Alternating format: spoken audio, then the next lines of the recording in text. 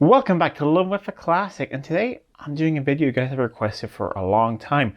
We're replacing a wheel bearing in the rear hub of the original Jaguar IRS. I started out with the E-Type, went all the way into this, the XJ12 and Daimler 66 back in 1992. This is a really late Daimler 66. I haven't done this for you guys for a video, also because I don't do that many of them. But we have one here which has really bad play in it. We'll take it apart and replace the bearing. I just want to say one thing. I don't often say this. If you don't have any experience replacing bearings, if you don't have a press or anything, don't do this. Have someone else do it. So I'm not sure if I want to even take in responsibility for that this is a guide or something. Let's just call this video for entertainment, because I don't want anyone to mess it up. I don't want anyone to break and crack a hub, because they're really hard to get a hold of. So yeah, this is entertainment. Have fun. Here is the rear hub. It's from a 92 XJ or Daimler 66, I mean. So the only difference between these and the ones that you might have in your car is this has an ABS sensor in the back. That is it. Otherwise, these hubs are the same from when the IRS was introduced with the E-Type all the way up until, yeah, about around here. This has some severe play. Really bad. So there's something wrong with this bearing in here. So we're going to take it apart and replace the bearing. It is definitely a DIY job. I would recommend that you have a press to put it all back together, and you can check in the manual. There's certain things, like there is a little shim that sits in here that stayed on the axle. We can have a look at that later. Normally, you need to set this all up and have a special distance and then measure end float and things. However, the way I've been taught by an old Jag mechanic is that 9.5 times out of 10, when you put these back together, the shim that came out will be the shim that you need. So if you put it back together in the shim and nothing seems weird, you should be pretty much good to go. One thing to notice is here you have, this is basically the splines and the axle, where the axle goes into, and you see it's not sitting flush with the end of the bearing, and the shim is what sits in between here. I have a different shim here just to show you guys it's not the one for here, but when you put that on, do you see how it becomes pretty much flush? So that is what you tighten everything together with. To get this apart, I like to put it in the vise, and then I find a socket that fits on here but doesn't hit here, and we'll just knock this out. You can knock it out with a press, however I feel like this way is a little bit easier and you have a smaller chance of damaging anything, because you don't want these to crack. And then we'll take it apart and we'll clean the whole thing, make sure there are no cracks. They can crack here and along different surfaces. I haven't had one that's been cracked yet that I've worked on. However, I've seen several pictures of them crack, and I think the cracks happen when people try to replace bearings and things and don't do a correct job. So I'll set this up in the vise and we'll get this one apart, and then I'll have this just soaking in my parts washer for a bit, make it look nice, and then I will show you which parts of the bearings I like to put in a freezer and keep cold, and which ones will stay in here, and then yeah, we'll put it all back together in a couple hours. Well, this is what I like to use, the socket, and then I put an extension in the other way around. That fits in there nicely, and I'm going to hit on here. Let me just move you guys a little bit out of the way. There we go. And we'll give this some gentle persuasive wax.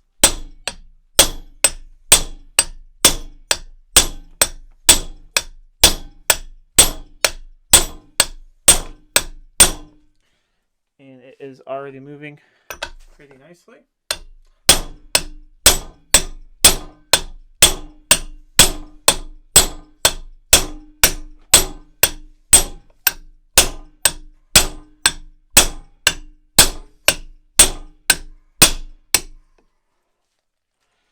And we are pretty much out now.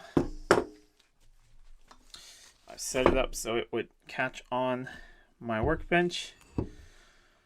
And And well, yeah, looking like we have plenty of dirt and grime in there, so no wonder it failed. And here we have, this is the ABS sensor, so that is the different part of this compared to the other ones. So I'm going to have a look at that because I actually haven't done ones with the ABS sensor before. So we're going to have a look at that. Normally, otherwise, this wouldn't be here. And this bearing, I usually destroy the outer part with a big chisel screwdriver, bend it out, and then I use a puller on the inner part to pull it out. But we'll see how that works. And then you have the other bearing in here, which there's a seal holding it in place, but we should just be able to knock that out.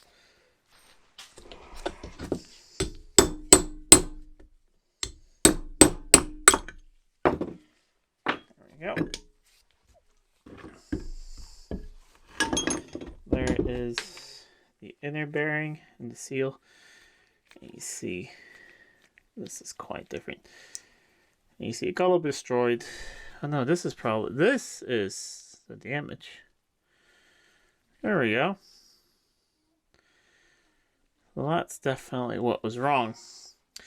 So this is an interesting solution. If any of you guys, worked at dealerships, these cars are pretty new, did you have more failures on the ABS cars? Because on the regular hubs, you have a hole here where you can grease them. And then, once a year when you service a car, you put some extra grease in there. And that means you always have fresh stuff in here. On ABS cars, you can't really do that. So, is that why this one failed? Not really sure. Or it could just be, it's an old car. There is a seal here as well. I'll remove that. We'll clean this all out. And then come back with new parts and put it all back together. I've set up this puller. It's the same one that I used to get the bottom bearing off. But because I haven't done one with an ABS here before, I hope that this works. And I've also measured the distance from here to here so I can get it all back in the same position. Cleaned up some very clean. This is just some lubrication. And let's see.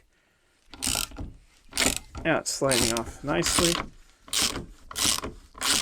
Because I think that part right there is unobtainium. I didn't make that many of these cars with ABS. There we go. And we can see where it's sat. It's sat. There is actually a ridge there. But it's always good to measure. I am going to lay it this way because that's the way it came off. We will clean that off. And now it comes time for this bearing. And there really isn't, I don't have a good puller to get this off all the way because there's a distance here, so you don't get any space to get it in there with the puller I have. But if I destroy this ring right here and get that off, what I'm left with is this on the inside. So I'm going to do that now. You don't have to see that. And then we'll put the puller around again and pull this part off. Same puller, but now on this inner race. Well, not race, but if you think about the bearing here, you have the inner part here and then your outer part of the rollers. So the, I think it's called, not the net, but it has a name. I can't think of it right now. So that's left on there. And we'll try and get it off. There we go. Now it's moving.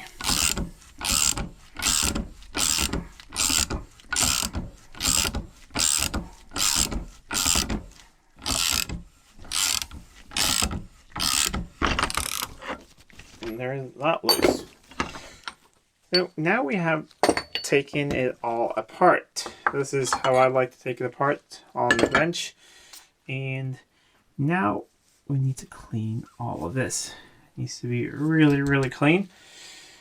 And I've just removed this little dust shield. You can put them back into place.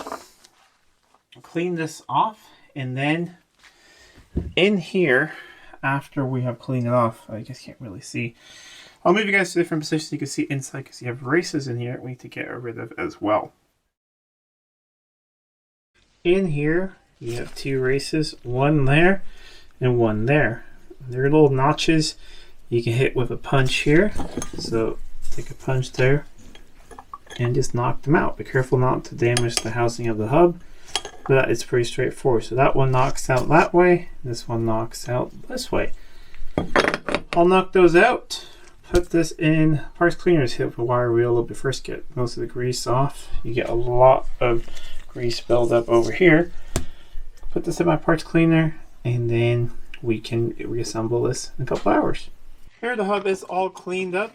It's not perfect. It's going into a driver, but there was a lot of underseal on it all the way up to here, so it looks a lot nicer now. Most importantly, it's nice and clean inside. I put in one race, and I'll show you guys the other one, just because this one's easier to film. But the method is the same. I like to put races in the freezer for a couple hours. It just makes it a little bit easier. Make sure that everything is good and clean in here. And I like to put just a thin coat of WD-40-ish and then just wipe it a little bit off. That would just help it a tiny bit. It goes in that way, and then it's just a matter of tapping it into place, and you can use the old race to tap with, and I'll show you how to do that.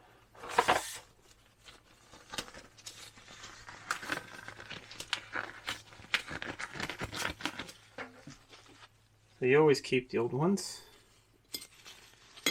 and you just start tapping it in evenly. Make sure you're pretty even, so we need to go here a little bit more.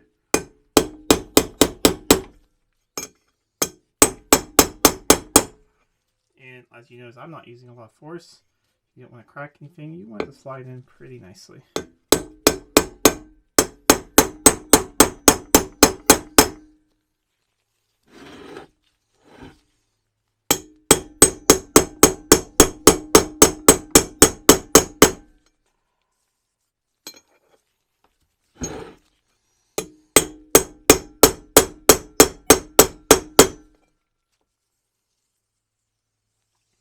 Now it's completely level here, and you just need to drive it all the way home until it bottoms out.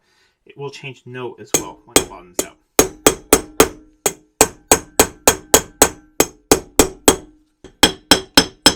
Do you hear the note change? Now it's all the way home.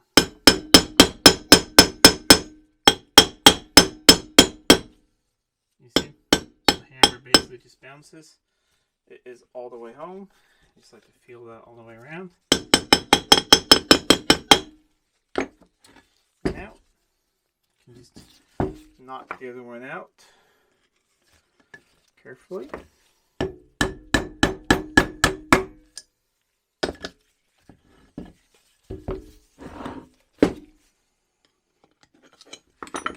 There you go. Now this one is all the way in. You can just double check around that it's in all the way. With that out of the way, I'm going to clean up the hub part that goes in here, and then it's time to pack bearings with grease. We have 2 seals as well, one in here, one on the inside, and they just knock into place. This one can go in already now. The one on the other side you can put in when you're finished. So this one you just tap it in gently, like so.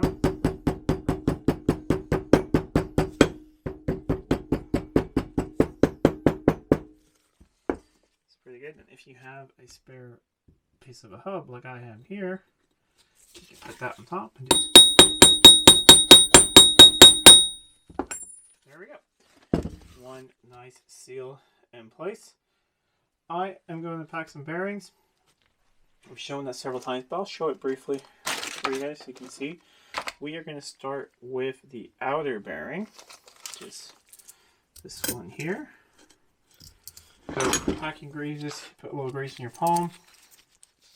You work it through all the way around. And then fill it here with grease as well and lay that in. So let me do that. You guys have seen people pack bearings before. It's messy, but quite simple. And then it's time to go on into the press and press this part in. Here is one bearing packed, sitting in there. I'm going to fill the whole housing with grease later, but now we have this part here all cleaned up. We will set that in there and then move it over to the press and press that into place.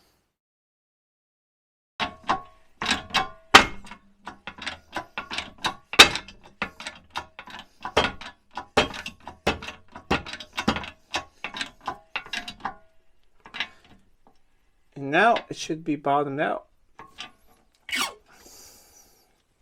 We'll just take it apart, make sure it is.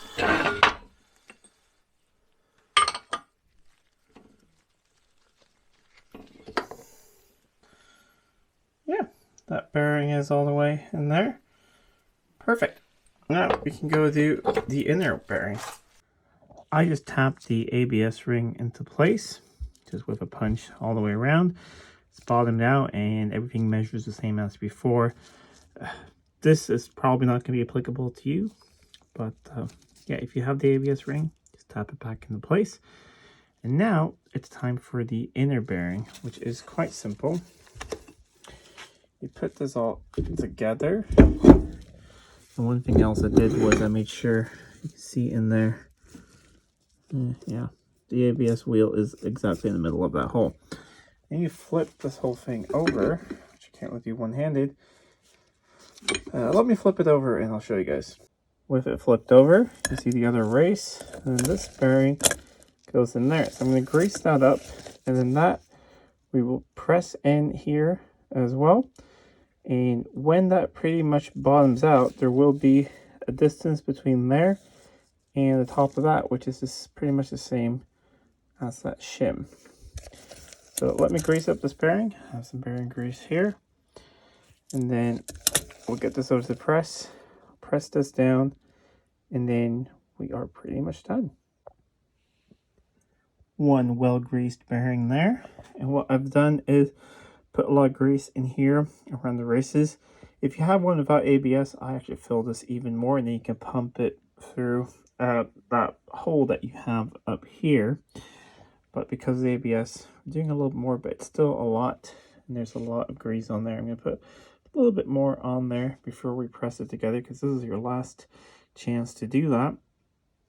One good trick is when you grease new bearings, then try and turn them a bit, and then you'll turn the grease in there as well and grease them again and get them really nice and full. Now I'm pushing in that, or pressing in that inner bearing, and it's a little tight to film with you guys, but it's going in nicely. Here you want to make sure that everything still spins, and that seems to have bottomed it out. So let's see. Yeah, that feels good. We'll bring it over to the bench and show you guys. So it should still be able to turn it. Of course, there will be slight resistance because it's all a brand new bearing and everything, but should turn nicely. And then there is like a measurement between here and there, which you'll see in the manual. However, if you grab your shim, you'll notice that that is pretty much flush with what it was before. It's a tiny bit proud. So when you put this in there and you torque it down with the splines on the axle, this will torque everything up and do the last bit of tightening. So this feels perfect. The only thing we'll have to do is put the inner oil seal in place, clean everything back, and then we can assemble this onto the car. The last thing you need to do is torque up this nut here. Its max torque is somewhere around 130 Newton meters, but I like to start at 120, tighten it up, and then you can tighten it a little bit more to get the hole to line up so you can get split pin in there and lock it. So let's see, there is the hole. So we will see if we tighten it a little bit further, because we are really close. So I'll set it to 136 is the maximum according to the manual.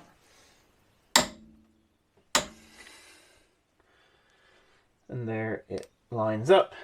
So put a split pin in there, and then this will all be ready. I need to tighten that up as well and put this ABS sensor back in.